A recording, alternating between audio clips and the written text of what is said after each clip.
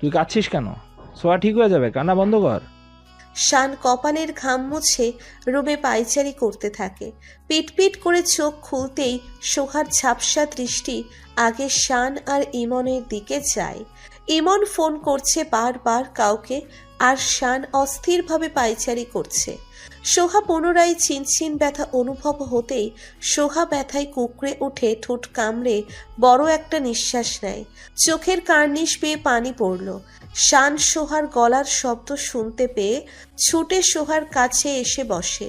সোহার মাথায় হাত বুলিয়ে অস্থির গলায় জিজ্ঞেস করে, সোহা, ঠিক আছো তুমি? কি হয়েছিল তোমার? তুমি কাঁদছো কেন? কথা বলো না। ইমন দ্রুত পায়ে এগিয়ে এসে শানের কাঁধে হাত রেখে ধমকের সাথে বলল, কি করছিস এসব? একটু শান্ত হয়ে তারপর কথা বল, মেয়েটার মাত্র জ্ঞান ফিরল। শান শ্বাস নিয়ে সোহার দিকে তাকিয়ে আবারও কিছু জিজ্ঞেস করার আগেই সোহা শানের হাত খামচে ধরে কাঁদতে কাঁদতে বলল, আমার ব্যথা করছে পেটে, আমি সহ্য করতে পারছি না, আমার খুব ব্যথা করছে। শান অসহায় গলায় জিজ্ঞেস করে, এখনো ব্যথা করছে? কিন্তু কেন? কি হয়েছিল? বেশি ব্যথা করছে? ইমন চিন্তিত হয়ে বলে, শান, আমার সিরিয়াস কিছু মনে হচ্ছে। ডক্টর অপেক্ষা করতে হবে না, চল হসপিটালে নিয়ে যাবো, আর ভাইয়ার সাথে কথা বলে নিচ্ছি রাস্তায়। শান সময় নষ্ট না করে ফোন নিয়ে সোহাকে কোলে তুলে বেরিয়ে যায়। ইমন নিজের আর শানের রুম লক করে লিফটে উঠল দুজন। গাড়িতে শান সোহাকে দুই হাতে আগলে রাখে, কিন্তু সোহা মারাত্মক ব্যথায় কাঁদতে কাঁদতে আবারও জ্ঞান হারায়। এতে শান আবারও অস্থির হয়ে যায়। ইমন ড্রাইভ করতে করতে ঈশানের সাথে কথা বলল। ঈশান সাথে সাথে একটা হসপিটালের নাম বলে, যেখানে তার খুব পরিচিত একজন রয়েছে এবং ভালো হসপিটাল। কিছুটা দূর হলেও সেখানেই ছুটল ইমন। হসপিটালে আসতেই নার্সটা সোহাকে কেবিনে অ্যাডমিট করে। শান ডক্টরকে কিছু বলার আগেই ডক্টর বলে, ঈশান চৌধুরী পেশেন্টের সব মেডিকেল ডিটেলস দিয়ে দিয়েছে আমাকে। আপনারা নিশ্চিত হয়ে বসুন, বাকিটা আমরা দেখে নিচ্ছি। ইমন আর শান করিডোরের চেয়ারে বসে থাকে। শানের মন ছটফট করেই যাচ্ছে। ইমন শানের দিকে তাকিয়ে ধীর গলায় বলল, আমার মনে হচ্ছে ধাক্কায় ব্যথা পেয়েছিল, সেটার জন্যই কিছু হয়েছে। শান মাথা নেড়ে বলল, জানি না আমি কিছু। সোহা অনেক কষ্ট পাচ্ছে রে। ইমন শানকে শান্ত করার চেষ্টা করে। ঘণ্টাখানেক ছোটাছুটির পর ডক্টর শান আর ইমনকে তার কেবিনে ডাকে। শান কিছুটা ভয় নিয়েই যায় কেবিনে। দুজন বসতেই ডক্টর তার কথা শুরু করে, আজকে পেশেন্টকে খাবারের মাধ্যমে ড্রাগ দেওয়া হয়েছে। ড্রাগ যদিও অধিক মাত্রায় দেওয়া হয়নি, কিন্তু যেই পরিমাণ দেওয়া হয়েছে সেটা পেশেন্টের জন্য ক্ষতিকর ছিল। শরীরে যতটা না প্রভাব পড়েছে তার চেয়ে 3 গুণ পেশেন্টের অপারেশন হওয়ার স্থানে প্রভাব পড়েছে, যার কারণে সেখানে মারাত্মক ব্যথা শুরু হয় এবং বারবার জ্ঞান হারিয়েছে। প্রথমবার ড্রাগ দেওয়ার এমন হয়েছে, আরো কয়েকবার এমন চলতে থাকলে হয়তো আরো গুরুতর কিছু হয়ে যেতে পারত। শান আর ইমন হতবাক হয়ে একে অপরের দিকে তাকায়। ড্রাগ দেবে তাও সোহাকে? কিভাবে সম্ভব? শানের ভাবনার মাঝে ডক্টর দুজনকে পর্যবেক্ষণ করে বলল, আপনাদের দেখে মনে হচ্ছে আপনারা কিছু জানেন না। এটা স্বাভাবিক, এইসব চোখের আড়ালেই দেখবে। পুলিশদের সামনে তো আর দেবে না। তবে পেশেন্টকে আরও ড্রাগ দেওয়া হলে তারপর কি হবে সেটা নাই বললাম, তবে ভাবনার বাইরে কিছু হবে। ডক্টর ঈশান চৌধুরীর সাথে আমি কথা বলে নেব বাকিটা। আর পেশেন্টের জ্ঞান ফিরেছে, দেখা করতে পারেন। পেশেন্টকে স্যালাইন দেওয়া হয়েছে, সেটা শেষ হলে নিয়ে যেতে পারবেন। শান আর ইমন কেবিন থেকে বেরিয়ে যায়। শান রাগে কিরমির করতে করতে বলে, আমি শিওর হোটেলের কেউই এসব কাজ করেছে। সেই লোকটা বলছিল আমরা যে সেই হোটেলে রয়েছি সেটা পাকা খবর পেয়েছে। কেউ তো করছেই এমন গুটিবাজ। ইমন গম্ভীরতার সাথে বলল, আমি এখনই থানায় জানাচ্ছি, আজই সব পরিষ্কার করবো, তুই গিয়ে সোহাকে দেখায়।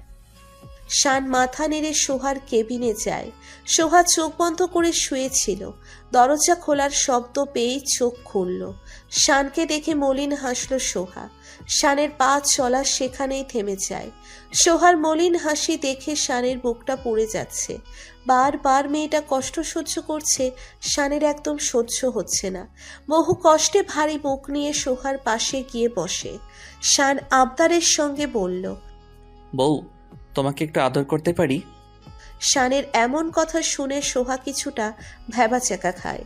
শান সোহার উত্তরের অপেক্ষা না করেই ঝুঁকে সোহার অধরে ছুঁয়ে গভীরভাবে চুমু দিল।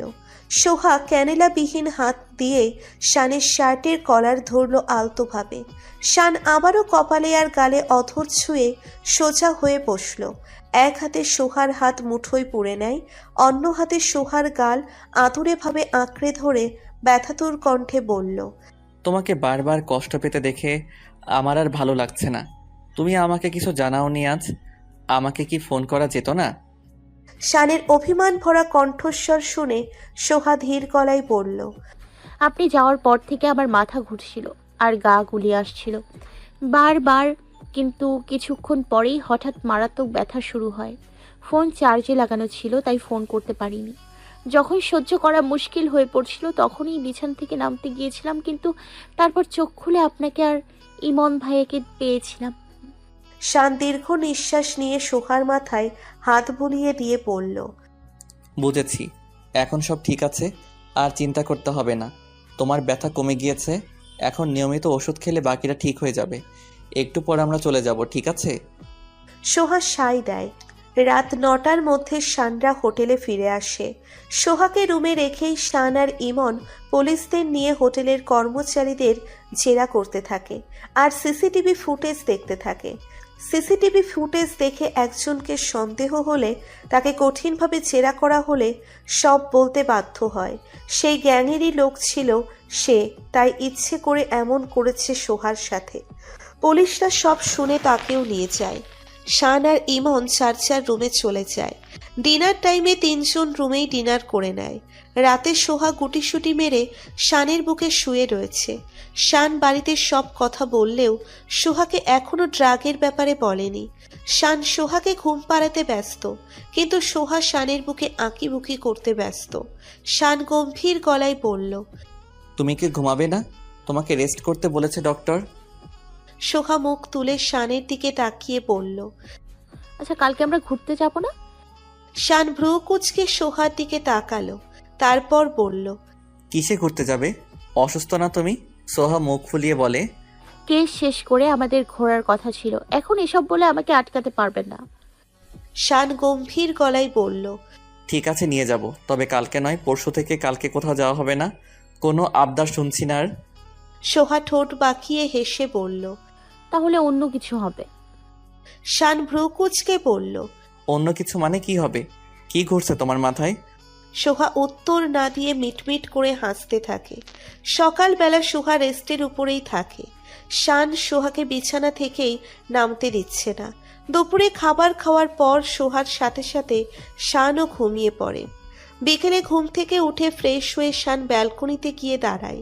হোটেলের রুম থেকে বাইরের খুব সুন্দর একটা দৃশ্য দেখা যায়, সেটাই দেখছিল। দেখতে দেখতে অনুভব করলো সোহা এসে দাঁড়িয়েছে তার পাশে। শান রাগী চোখে তাকিয়ে বলল, তোমাকে আমি বিছানা থেকে নামতে না করেছি না? তুমি আবার নেমেছ? সোহা রেগে নাক ফুলিয়ে বলল, অদ্ভুত তো, সারাদিন বিছানায় বসে থাকবো নাকি আমি? একটু হাঁটতে পারবো না? ডক্টর রেস্ট করতে বলেছে, কিন্তু বেড রেস্ট তো আর করতে বলেনি। আপনি একা একাই এখানে দাঁড়িয়ে দাঁড়িয়ে আনন্দ করবেন, আমি করব না? শান এক হাতে সোহার কোমর পেঁচিয়ে নিজের সাথে ঘেঁষে দাঁড় করিয়ে রাখে। সোহা শানের অন্য হাত ধরে খোঁচাতে থাকে। শান কিছুক্ষণ লক্ষ্য করার পর শানের মনে হলো সোহা কিছু বলতে চাইছে। শান ব্যালকনির রেলিংয়ে হেলান দিয়ে দাঁড়িয়ে 2 বলিষ্ঠ হাত জোড়া দিয়ে সোহার কোমর জড়িয়ে ধরে নিজের কাছে টেনে সোহার এক কাঁধে হাত রেখে বলল, আমার বউ কি বলতে চাইছে? সোহা ফট করে শানের চোখের দিকে তাকালো। সোহা শানের হাত ধরে পিটপিট করে তাকিয়ে জিজ্ঞাসু হয়ে বলল, আচ্ছা, আপনার পছন্দের ফুল কি কি? শান ভেবে বলল, এমন তো স্পেশাল কোনো ফুল নেই, তবে তোমার চুল থাকা বেলি ফুলের বাহারটা আমার সবচেয়ে বেশি প্রিয়। কিন্তু হঠাৎ এমন প্রশ্ন কেন, মিসেস চৌধুরী?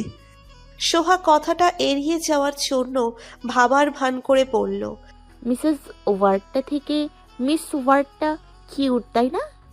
শান মুখ কুঁচকে তাকায় সোহার দিকে, রাগী গলায় বলল, মিস ওয়ার্ড যখন এত ভালোই লাগে, তাহলে বিয়ের পিড়িতে বসার কি দরকার কি? সোহা ঠোঁট উল্টে বলল, তখন তো দুটোই ভালো লাগতো, এখন মিসেই ভালো লাগে। শান সোহাকে আলতো ধাক্কা দিয়ে সরিয়ে দিল নিচের থেকে। তারপর বাইরের দিকে মুখ ফিরিয়ে গম্ভীর গলায় বলল, তার মানে তোমার এই বিবাহ জীবন ভালো লাগছে না? তুমি কি আমার উপর বিরক্ত? শোনো, বিরক্ত হও, রাগ হও বা ঘৃণা করো, যাই করো না কেন, তুমি আমারই থাকবে। ছেড়ে যাওয়ার মতো দুঃস্বপ্ন দেখবে না, আর দেখার চেষ্টাও করবে না। মাথায় থাকে যেন। সোহা ঠোঁট কামড়ে ফ্যালফ্যাল করে তাকিয়ে রোবটের মতো মাথা নাড়ালো। শান সোহার দিকে এক পলক তাকিয়ে হনহন করে রুমে চলে গেল। সোহা মুখ চেপে মিটমিট করে হাসল। শানকে রাগাতে ভালোই লেগেছে তার। রুমে গিয়ে দেখে শান ইউনিফর্ম পরে তৈরি হচ্ছে। সোহা শানের পেছনে গিয়ে দাঁড়িয়ে বলল, কোথায় যাচ্ছেন আপনি? শান গম্ভীর গলায় বলল, ইউনিফর্ম পরে নিশ্চয়ই ঘুরতে যাব না, থানায় যাচ্ছি। মিডিয়াদের সাথে মিটিং রয়েছে, রাত হতে পারে, খাবার খেয়ে ঘুমিয়ে পড়বে, অপেক্ষা করবে না। সোহা মাথা নাড়ালো। শান বেরিয়ে যেতেই সোহা বড় একটা হাসি দিয়ে তার কাজে লেগে পড়ে। শান সব কাজ শেষে থানা থেকে বেরিয়েছে অনেকক্ষণ। শান জিপ চালিয়ে চালিয়ে এদিক ওদিক ঘুরছে। ইমন শানকে কিছু জিজ্ঞেস করেও করছে না, চুপচাপ বুট চিবিয়ে যাচ্ছিল। এবার আর নিজের কৌতূহল কমাতে না পেরে বলে উঠল, তুই আজকে এখনো হোটেলে না ফিরেও এদিক ওদিক ঘুরছিস কেন? মন খারাপ কেন তোর? শান উত্তর না দিয়ে চুপচাপ ড্রাইভ করতে থাকে। ইমন শানকে হালকা ধাক্কা দিয়ে কিরমির করে বলল। কথা বলছিস না কেন তুই? শান শান্ত গলায় বলল, ভাবছিলাম, তোকে তো কথা দিয়েছিলাম এই কেসটা শেষ হলে 1 সপ্তাহের ছুটি দেওয়া হবে তোকে, মনে আছে তো? ইমন বাঁকা হেসে বলল, আমার মনে না থাকলেও চলবে, আমি তো ভেবেছিলাম তোকে মনে করাতে হবে। শান আলতো হেসে বলল। আমি বলিনি, কালকে থেকেই তোর ছুটি শুরু। ইমন হেসে বলল, বাহ, এ তো দেখি মেঘনা যেদি জল। কালকে থেকে ছুটি হলে তোর জন্য একটা সারপ্রাইজ রয়েছে। শান ভ্রু কুচকে ইমনের দিকে এক পলক তাকিয়ে বলল। আমার জন্য কিসের সারপ্রাইজ? ইমন দাঁত কেলিয়ে বলল। তোর কি মনে হয় সারপ্রাইজের কথা আগেই বলে দেবার মতো বোকা আমি? শান আট চোখে তাকিয়ে বলল। আমি বোকা কখন বললাম? ইমন মাথা নেড়ে বলল। হ্যাঁ বলিসনি, তবে এটা বল তুই হোটেলে কখন যাবি? শান ড্রাইভ করতে করতে বলল। দেখ তো কোথায় আছি আমরা। ইমন চোখ বুলিয়ে দেখে হোটেলের কাছেই এসে পড়েছে তারা। ইমনের থেকে বিদায় নিয়ে রুমে ঢুকতেই দেখল রুম অন্ধকার হয়ে রয়েছে। সোহা ঘুমিয়ে গেছে ভেবে শান রুমে লাইট অন না করে ফোনের ফ্ল্যাশ লাইট অন করে নিচের কাপড় নিয়ে ওয়াশরুমে ঢুকে গেল। বেশ কিছুক্ষণ পর শান টাওয়াল দিয়ে চুল মুছতে মুছতে বেরিয়ে আসে ওয়াশরুম থেকে। রুমের দিকে তাকাতেই শান বরফের মতো স্থির হয়ে গেল। চোখ জোড়ায় স্তব্ধ চাহনিতে সোহার দিকে তাকিয়ে থাকে। সোহা লাজুক লতায় আবৃত হয়ে শানের সামনে দাঁড়িয়ে রয়েছে। শান ধীর পায়ে সোহার সামনে এসে দাঁড়ায়। লাল শাড়িতে নিজেকে আবৃত করে রেখেছে। ঠোঁট জোড়া লাল রঙে রাঙানো, আখি জোড়া কাজল রেখায় আঁকানো, খোপা করা চুলে বেলি ফুলের গাছরা। শান এক ঘোরের মাঝে ডুবে যায়। আলতো হাতে সোহার গাল ছুঁয়ে দিতে থাকে। পুরো শরীর কেঁপে ওঠে সোহার। সোহা আবেশে চোখ বন্ধ করে নেয়। শান তার অন্য হাত সোহার কোমরে রাখে। সোহার গায়ে কাঁটা দিয়ে ওঠে। গালে রাখা শানের হাতের উপর নিচের হাত রেখে পিটপিট চাহনিতে তাকালো। হুট করে শানের ঘোর ভেঙে যায়। শান সোহাকে ছেড়ে পুরো রুমে চোখ বুলায়। পুরো রুম ক্যান্ডেল দিয়ে ডেকোরেশন করা। রুমে অন্যরকম এক আবহাওয়া মনে হচ্ছে। শান ভ্রু কুচকে সোহার দিকে তাকিয়ে বলল। এসব কি? সোহা আলতো হাসল শানের প্রশ্ন শুনে। শানের হাত জোড়া ধরে শীতল চাহনি দিয়ে বলল, ভালোবাসি আপনাকে। দুটো শব্দের প্রতিধ্বনি শানের কানে বাজতে থাকে। মানেটুকু বুঝে উঠতেই শান অবিশ্বাস্য চাহনিতে তাকালো সোহার দিকে। শানের চাহনি বড্ড হাস্যকর মনে হলো সোহার কাছে। সোহা ফিসফিস করে হেসে দেয়। শান ঢোক গিলে বলল। কি বললে তুমি? সোহা হাসি থামিয়ে শানের একদম কাছে আসলো। পা উঁচু করে 6 ফুট লম্বা ছেলেটার গলা জড়িয়ে ধরে ধীর গলায় বলল, বলেছি ভালোবাসি, খুব খুব ভালোবাসি আপনাকে। শান কাঁপা কাঁপা গলায় বলল। তো তুমি আমাকে ভালোবাসো? সোহা ফিচেল হেসে বলল, হ্যাঁ ভালোবাসি। আমি জানি আপনিও আমাকে কতটা ভালোবাসেন, তাই আজ আমি আপনার আর আমার ভালোবাসার পূর্ণতা চাই। দেবেন আমার চাওয়াকে পূরণ হতে? শান ফ্যালফ্যাল করে তাকিয়ে থাকে। স্বপ্ন যখন আজ সত্যি হচ্ছে তখন সবকিছু স্বপ্ন মনে হচ্ছে শানের। সোহা তাকে ভালোবাসে ভাবতেই শানের মস্তিষ্ক কাজ করা বন্ধ করে দিয়েছে। সোহা মুখ ফুলিয়ে শানকে ছেড়ে দিয়ে কোমরে হাত রেখে বলল, আপনি শুনেছেন আমি কি বলেছি? শান হুট করে সোহাকে নিজের বুকে শক্ত করে জড়িয়ে ধরল। সোহা আলতো হাসল শানের কাছে। কিছুক্ষণ চুপ থেকে শান জড়ানো গলায় বলে ওঠে, কতদিনের স্বপ্ন ছিল আমার। তুমি জানো, তোমার মুখে ভালোবাসি কথাটা শোনার জন্য কত রাত ছটফট করেছি আমি, কত রাত বিধ্বস্ত অবস্থায় কাটিয়েছি তোমাকে এক পলক দেখার জন্য। আজ আমার বিশ্বাসই হচ্ছে না তুমি আমাকেও ভালোবাসো। খুব ভালোবাসি সোহা, খুব ভালোবাসি। সোহা জড়িয়ে থাকা অবস্থাতেই বলে ওঠে, আমাকে নিজের করে নিন তাহলে। আজ আমাদের ভালোবাসার পূর্ণতা দিতে চাই। আমাকে নিজের ভালোবাসার আড়ালে মুড়িয়ে নেবেন। শান সোহাকে ছেড়ে সোহার আখি চোরার দিকে তাকালো। চোখে আজ ভালোবাসা পাওয়ার আকুলতা দেখা যাচ্ছে। শান ঢোক গিলল সোহাকে দেখে। শান উল্টে ঘুরে বলল, সোহা, তুমি অসুস্থ এখনো। সোহা শানকে নিজের দিকে ঘুরিয়ে শান্ত গলায় বলল, আমি সারা জীবনেই অসুস্থ থাকবো, তাই বলে কি আপনি আমাকে ভালোবাসবেন না? আপনার জন্য আজকে এত কিছু করলাম, আমাকে ফিরিয়ে দেবেন আপনি? শানের উত্তর দেওয়ার আগেই হঠাৎ কারেন্ট চলে গেল। শান চমকে বলল, এটা কি হলো সোহা? কারেন্ট কেন গেল? এটাও তুমি করেছো? সোহা মাথা নেড়ে নাকচ করল। ব্যালকনি দিয়ে অসম্ভব বাতাস প্রবেশ করতে থাকে, মনে হচ্ছে বৃষ্টি পড়বে। সোহা বাইরে তাকিয়ে হেসে বলল, আমি তো তেমন কিছু করিনি, তবে এবার প্রকৃতিও চাইছে আমরা এক হই।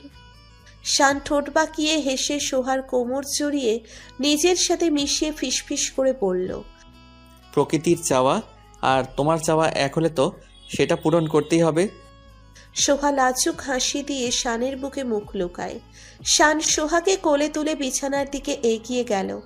সোহাকে বিছানায় শুইয়ে সোহার কাঁধ থেকে আঁচল সরিয়ে নিল। সোহা জোরে নিঃশ্বাস নিয়ে চোখ বন্ধ করে নিল। শানের সোহা উন্মুক্ত পেটে আলতো করে হাত রাখল। নরম মসৃণ পেটের গভীর নাভির ঠোঁট ছুঁয়ে দিতেই সোহার সর্বাঙ্গ শিরশিরিয়ে উঠল। সময়ের সাথে সাথে শানের স্পর্শ গভীর হতে থাকে। সোহা নিশ্চুপ হয়ে শানের স্পর্শে মাতাল হয়ে উঠছে। তার উজ্জ্বল কায়া অনুভূতির মহালগ্নে শিহরিত। প্রকৃতির অন্ধকারে প্রিয়তমাকে গভীর আলিঙ্গনে, প্রেমের শহরে অবাধ বিচরণে নির্ঘুমে রজনী পার। সকালের শীতল বাতাসে সোহা ঘুমন্ত অবস্থায় নিজেকে শানের সাথে মিশিয়ে নেয়। শানের উন্মুক্ত বুকে মাথা রেখে গভীর ঘুমে ডুবে রয়েছে। গভীর ঘুমে থাকায় সোহা বুঝতে পারল না এক চোখজোড়া মুগ্ধতার সাথে তার ঘুমন্ত মুখ দেখতে ব্যস্ত। শান এক হাত সোহার চুলের মাঝে বিচরণে ব্যস্ত, অন্য হাত ব্ল্যাঙ্কেটের নিচে সোহার উন্মুক্ত পেটের উপর রেখে নিজের সাথে জড়িয়ে রেখেছে। শানের মুখে প্রাপ্তির হাসি ফুটে রয়েছে। আজ সারা রাত বৃষ্টি পড়েছে, এখনো ঝিরিঝিরি বৃষ্টি হচ্ছে, তাও রুমের এসি অন রয়েছে, তাই শীতটা একটু বেশিই লাগছে। শান আলতো স্বরে তাকালো সোহার দিকে। সোহা, আর কত ঘুমাবে? অনেক সময় হয়ে গিয়েছে, এবার ওঠো। সোহা। শানের শক্তপোক্ত ডাকে সোহার ঘুম না ভাঙলেও কিছুটা নড়ে চড়ে আবারও ঘুমিয়ে যায়। শান সোহাকে ছেড়ে উঠে বসল। সোহাকে ব্ল্যাঙ্কেটে ভালো করে মুড়িয়ে সোহার ঠোঁট জোড়ায় আলতো করে ঠোঁট জোড়া ছুঁয়ে দেয়। উঠে ফ্রেশ হতে চলে যায় শান। সোহা ঘুম থেকে উঠে ঘুমন্ত চোখে পাশ বুলিয়ে নেয়। শানকে না দেখে ওয়াশরুমের দিকে তাকিয়ে বড়সড় হাই তুলল সোহা। বসে বসেই ঘুমে ঢুলতে থাকে সে। শান খট করে দরজা খুলে বেরিয়ে আসে। সোহা শব্দ শুনে চোখ জোড়া টিপে সেদিকে তাকালো। শরীরে শুধু টাওয়াল বাঁধা অবস্থা দেখে সোহার ঘুম ঘুম ভাব উড়ে গেল। চোখ বড় বড় করে শানের দিকে তাকিয়ে থাকে। শরীর বেয়ে ফোঁটা ফোঁটা পানি বেয়ে পড়ছে। সোহা ঢোক গিলে চোখ ফিরিয়ে নিল। বিড়বিড় করে বলতে থাকে, পাগল হয়ে গিয়েছে লোকটা। আগে তো পোশাক ছাড়া বেরিয়েই হতো না, আজ একদম পোশাকবিহীন বের হয়েছে। সোহা আর চোখে আবারও শানের দিকে তাকাতেই শানকে তার মুখের সামনে দেখে ভয় পেয়ে চিৎকার দিয়ে ওঠে। শান বাঁকা হাসল সোহাকে ভয় পেতে দেখে, ব্যঙ্গ করে বলল, কেমন নারী তুমি, নিজের পুরুষকে লুকিয়ে লুকিয়ে দেখছো, লজ্জার বিষয় বউ। সোহা লজ্জা পেয়ে গেল শানের কথায়, লজ্জায় কান গরম হয়ে গেল, তাও নিজেকে সামলে মুখ কুঁচকে নিল, বলল, আপনি লজ্জা শরমের মাথা খেয়েছেন? এভাবে এসছেন কেন? আপনার পোশাক কি বিলীন হয়ে গিয়েছে? শান মুখটা আরো এগিয়ে এনে বলল, পোশাক বিলীন না হলেও তোমাকে কাছে পেয়ে লজ্জা শরমের আগামাথা পুরোটাই বিলীন হয়ে গিয়েছে আমার, বুঝলে বউ। সোহা ব্ল্যাঙ্কেট দিয়ে নিজেকে মুড়িয়ে নিতে ব্যস্ত হয়ে পড়ে। সোহার ব্যস্ততার মাঝে শান সোহার কাঁধে অধর ছুঁয়ে দেয়। সোহা স্থির হয়ে যায়, আবেশে চোখ বন্ধ করে নেয়। শান মুহূর্তেই সোহার অধর ছোড়া নিজের আয়ত্তে নিয়ে নেয়। সোহার উপর পুরোটা ভর ছেড়ে শুয়ে পড়ল তার উপর। সোহাকে ওষ্ঠাধারের স্বাদ নিতে ব্যস্ত হয়ে পড়ে। সোহা বাধা দিল না। দুজনের প্রেমময় মুহূর্তে বিকট শব্দে ফোনের রিংটোন বেজে উঠল। দুজন চমকে ওঠে। শান ফোনের দিকে একবার তাকিয়ে সোহার নাকে আলতো করে কামড় দিয়ে উঠে গেল। ফোন হাতে নিয়ে দেখে ইমন ফোন করেছে। ফোন রিসিভ করে কানে ধরতেই ইমন বলে উঠল, তোদের হানিমুন শেষ হয়েছে ভাই। শান গলা ছেড়ে গম্ভীর গলায় বলে উঠল, শেষ হওয়ার আগেই তো ফোন করে ব্যাঘাত ঘটিয়ে 12টা বাজিয়ে দিলি। শানের সাপ সাপ ঠোঁট কাটা কথা শুনে ইমন ভরকে গেল, কাঁধ নাড়িয়ে পড়ল, ব্যাঘাত যখন একবার ঘটে গিয়েছে তখন ব্রেক নিয়ে নে, আর কিছুক্ষণের মধ্যে তৈরি হয়ে হোটেলের ক্যান্টিনে আয় ভাই। আমি বিয়ে করার জন্য প্রস্তুতি নিয়ে বসে রয়েছি, সাক্ষী লাগবে তো নাকি? শানের কপালে ভাঁজ পড়ল ইমনের কথায়, অবুঝের মতো বলল, মানে সকাল সকাল মজা করছিস? শানের কথায় ইমন হাসল, হাসতে হাসতে বলল, আসলেও দেখতে পাবি, তাই সময় নষ্ট না করে তাড়াতাড়ি আয়, আমরা অপেক্ষা করছি। ফোন কেটে দিতেই জিজ্ঞেস করল, কি হয়েছে? শান মাথার পেছনে হাত দিয়ে চিন্তিত হয়ে বলল, ক্লিয়ার করে বলেনি, তবে বলল বিয়ে করবে। তুমি জলদি ফ্রেশ হয়ে এসো, নিচে যেতে হবে। সোহা মাথা নেড়ে ওয়াশরুমে যাওয়ার প্রস্তুতি নিতে থাকে। নিচে ক্যান্টিনে পা রাখতে ইমনকে গালে হাত দিয়ে বসে থাকতে দেখে সামনে এক মেয়ে বসে রয়েছে। ইমনের দিকে মুখ হয়ে তাই চেহারা দেখা গেল না, তবে একই ভঙ্গিতে সেটা বোঝা গেল দূর থেকে। শানের সাথে এগিয়ে যেতে যেতে সোহা অবাক হয়ে বলল, ভাইয়ার এই মেয়েকে? ভাইয়া কি আমার ইতিকে ছেড়ে এই মেয়েকে বিয়ে করবে এখন? শান ভ্রু কুঁচকে বলল। আগে দেখি, তারপর সব জানতে পারবো। সোহা আর শান কাছে যেতেই ইমন হুড়মুড়িয়ে দাঁড়ায়। ইমনকে দেখে মেয়েটাও উঠে দাঁড়ায়। শানদের দিকে তাকাতেই ইতিকে দেখে শান আর সোহা অবাক হয়ে গেল। সোহা ছুটে গিয়ে ইতিকে জড়িয়ে ধরে বলল, আমার বান্ধবী রে, কেমন আছিস? তুই এখানে কিভাবে? এখানে আসছিস আমাকে জানালিও না, এখানে এসছিস তুই? ইতি মুচকি হেসে বলল, সারপ্রাইজ দিতে চাইলাম, তাই চলে এসেছি। অনয়ের সাথে এসেছি, কিছুক্ষণ আগেই এসে পৌঁছালাম। শান ইমনের কাছে গিয়ে পিঠে খুশি বসিয়ে বলল, আর তুই কি বললি? বিয়ের জন্য প্রস্তুতি নিয়ে বসে আছিস? আমি তো ভয় পেয়ে গিয়েছিলাম। ইমন জ্যাকেট টেনে টুনে কাছুমাছু করে বলল, ভাই সত্যি কথাই বলেছি, আমরা এখন বিয়ে করবো, আর তাই তো ডাকলাম তোকে। তোকে বলেছিলাম না, তোরা যেদিন হানিমুন করতে যাবি সেদিন বিয়ে করে সারপ্রাইজ দিব। ভেবেছিলাম আমি বাড়িতে বসে বিয়ে করব, কিন্তু এখন যখন এখানেই রয়েছি আমি তখন না হয় এখানেই বিয়ে করে ফেলি। আমি সব তৈরি করে রেখেছি, রাতে অনয় ফ্রেশ হয়ে আসলেও এখন আমরা বেরিয়ে পড়ব। সোহা কপালে হাত দিয়ে বসে পড়ে। শান অগ্নিমূর্তি হয়ে ইমনের সামনে দাঁড়িয়ে রয়েছে। ইমন ভাব নিয়ে দাঁড়িয়ে থাকলেও বুকের ভেতর ঢিপ ঢিপ করছে তার। একে তো পরিবার ছাড়া বিয়ে করছে, তার উপর শান কি করবে ভেবেই ভয় লাগছে। কিছুক্ষণের মধ্যে অনয় এসে পড়ল। সোহা ইচ্ছে মতো ইতি আর অনয়কে কথা শুনিয়ে যাচ্ছে, আর শান রেগে লাল হয়ে বসে থাকে। সবাই কাজী অফিসে যাওয়ার জন্য রওনা দেয়। ইমন টেনে টেনে শানকে নিয়ে গেল। কাজী অফিসে এসে দেখল এখানে শানের থানা থেকে আসা 3 জন লোকও উপস্থিত। সব শুরু হওয়ার আগে ইমন গলা শুকিয়ে শানকে বলল, ভাই আমি একা একা বিয়ে করলে আমার ডক্টর বাপ আমাকে পুঁতে রেখে দিবে, আর মা কাঁদতে কাঁদতে হয়রান হয়ে যাবে। আমি তাদের একমাত্র ছেলে বলে কথা। তুই ফোন করে কথা বল না তাদের সাথে প্লিজ। দুজনই ঈদের কথা জানে, তুই শুধু একটু মানিয়ে নিবি। সোহা অনয় মুখ টিপে হাসতে থাকে। ইতি নিজেও চিন্তায় অতিষ্ঠ। লুকিয়ে বিয়ে করছে, এর চেয়ে বড় চিন্তা আর কি হতে পারে। সোহা হাসতে হাসতে বলল, ভাইয়া আগেই সব ভাবা উচিত ছিল না? এখন যদি বিয়েটাই না হয়? ইমন আর ইতি অসহায়ভাবে তাকালো সবার দিকে। শান মনে মনে হাসলো দুজনকে দেখে। শান পায়ের উপর পা তুলে বসলো চেয়ারে। তার গম্ভীর গলায় বলল, বলবো না যা, এত সব যখন নিজেই করেছিস এটাও তুই করবি, আমি কোনো হেল্প করছি না। ইমন কেঁদে দেবে এমন অবস্থা।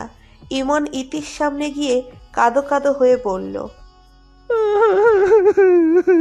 আজ আর বিয়ে করা হচ্ছে না, বিয়েটা না হয় বাড়িতে গিয়ে করবো, এখন একটু আনন্দ করে নেই।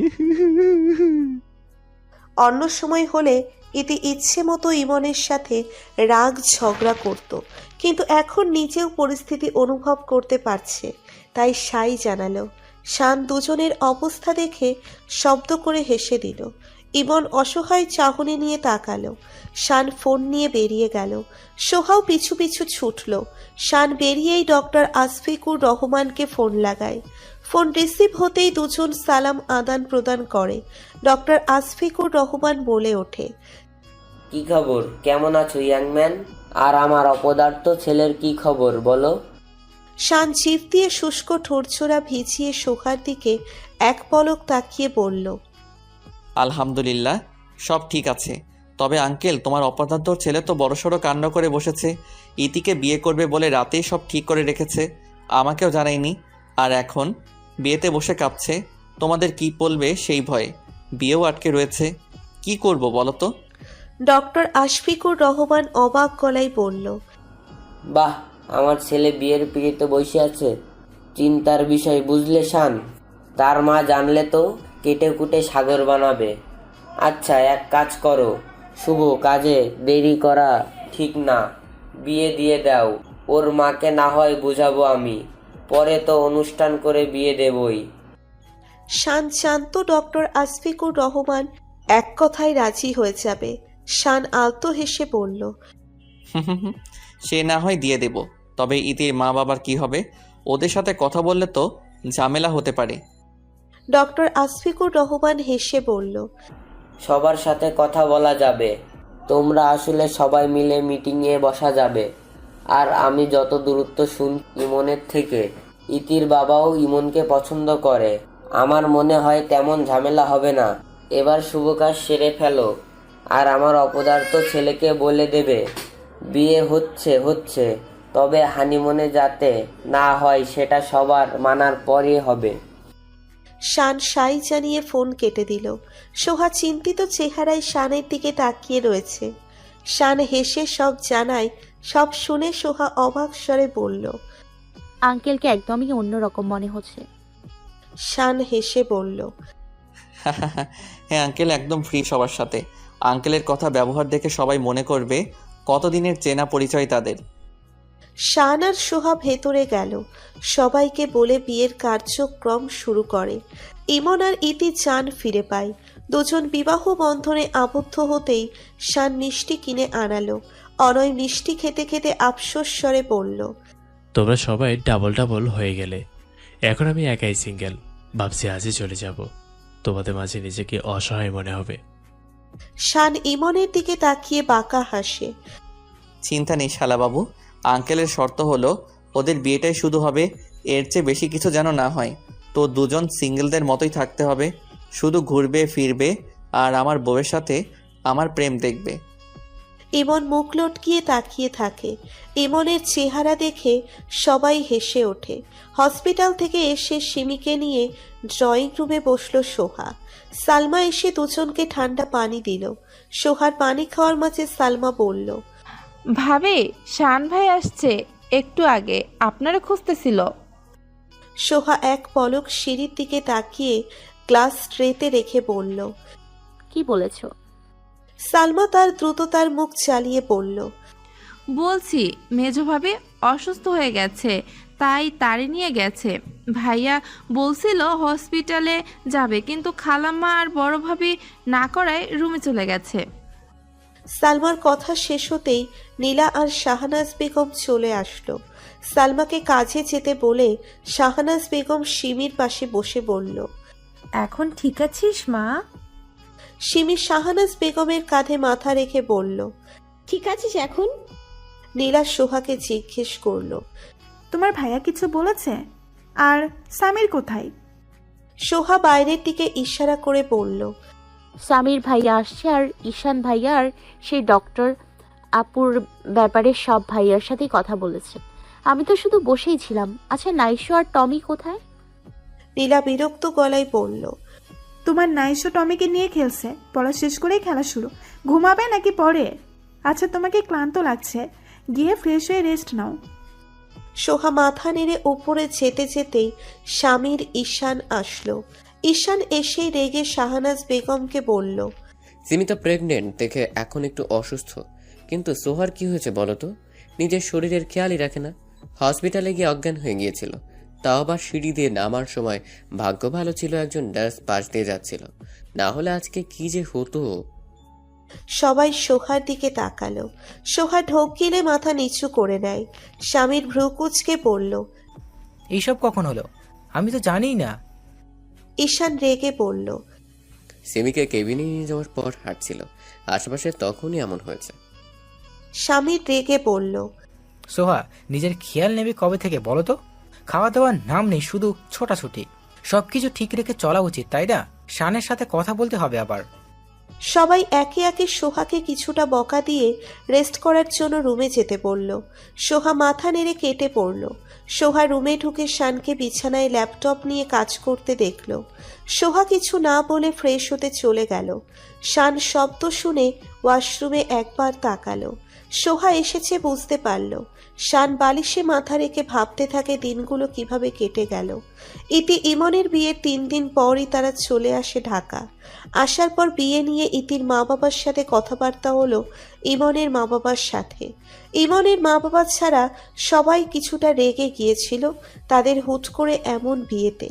ইতির বাবা ইমনকে পছন্দ করত জানালেও কিছুটা অসন্তুষ্ট হয় দুজনের এক কাজে। সবাই মেনে নিলে ইতির বাবা কিছুদিন পর মেনে নেয়। এরপর 3 মাস কেটে গেল। 2 সপ্তাহ পর তাদের বিয়ের ডেট ফিক্সড করেছে।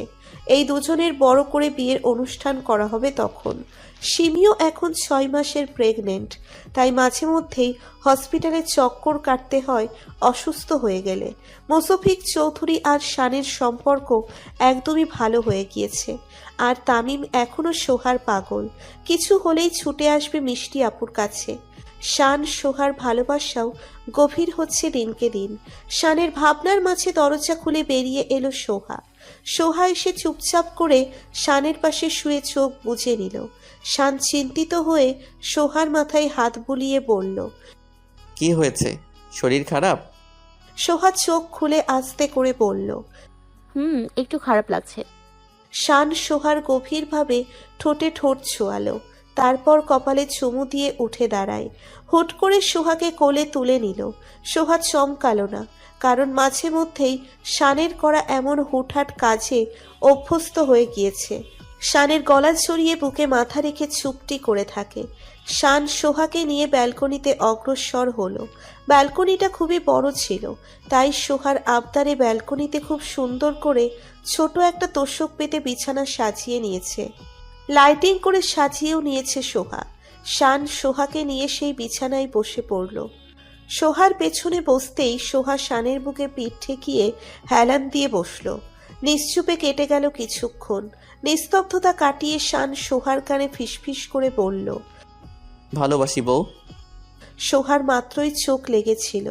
শানের ফিসফিসানি কথা শুনে কান শিরশির করে ওঠে। সোহা কেঁপে কিছুটা নড়েচড়ে বসে বলল, জানি তো, আমিও ভালোবাসি। শান হাসল সোহার কথায়, তারপর বলল, যতদিন বেঁচে থাকবো তোমাকে নিজের আধারে রাখবো, আমার বক্ষ পিঞ্জরে লুকিয়ে রাখবো তোমায়, আর গভীরভাবে ভালোবেসে যাব। আধারে তুমি করে আগলে রাখবো আমার কাছে। সোহা হঠাৎ ভাবুক হয়ে বলল, আচ্ছা, আপনি বারবার আধারে তুমি বলেন কেন? শান সোহাকে জড়িয়ে ধরে সোহার কাঁধে থুতনি রেখে বলল, আমার কথার মানে হলো আমার আধারে তুমি থাকবে, মানে আমার ছায়ার আধারে থাকবে তুমি, যেখানে কোনো বিপদ ছুঁতে পারবে না। তোমাকে আঘাত করার আগে আধারকে মানে আমাকে আঘাত করবে, বুঝলে আমার সোহা? ভালোবাসি বউ। সোহা শানের বুকে মাথা রেখে হাসল। তার সব খারাপ লাগা বিলীন হয়ে গিয়েছে।